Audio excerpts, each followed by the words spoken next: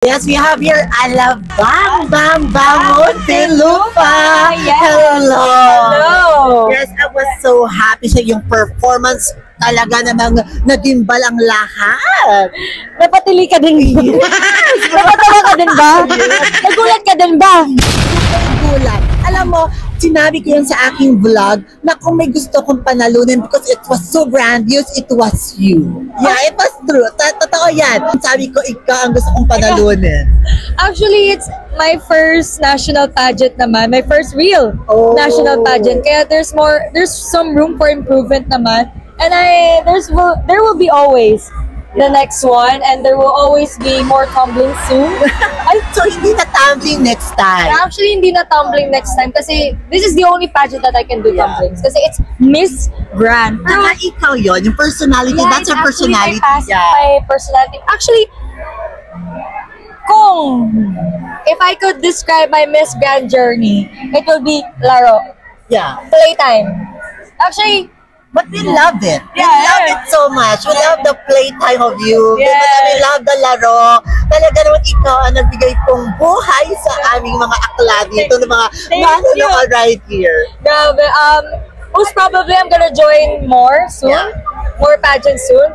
Medyo demure side na siya, pero I might consider to join Miss Grand again. Yeah. Siyempre, pag ikaw iintayin ng karamihan, of course. Next time, back handspring naman. But we don't know, baka aerial dance. Ariel, I know. maybe.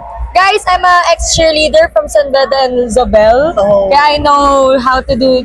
Actually, there's more na, you know, the cartwheel. Yeah. Cartwheel without hands. I can do that before. But right now, try kong practice. Like, Yeah. pwede pa naman ako bumalik ng Miss Grand. Pwede. Tapos, aerial cartwheel ako with heels. Yeah. You are the grandest. Thank I think you. you are ikaw ang talagang real winner. Thank For you. me, ha? Agad For mo me. pa. Yeah. Siyempre, there's always room for improvement. Yeah. I know naman sa sarili ko na hindi ko pa deserve ngayon kasi given na, medyo bata-bata pa ako Yeah, sa bata. pageant, medyo baguhan. Kaya, Your time will come, of Yes, course. yes. Ano ang learning mo dito sa Miss Grand Philippines 2025? what I learned was to always have to stick to what I did kanina, which is to have fun. And to improve my Q&A kasi medyo kinakabahan lang talaga ako kasi syempre was fun. given a first. It's my first to plus live siya. Yeah. It's a big pageant, guys. It's my very first big pageant. So abangan. More tumbling shoes. Abang muli kay Alabang Bang Bang Muntinlupa.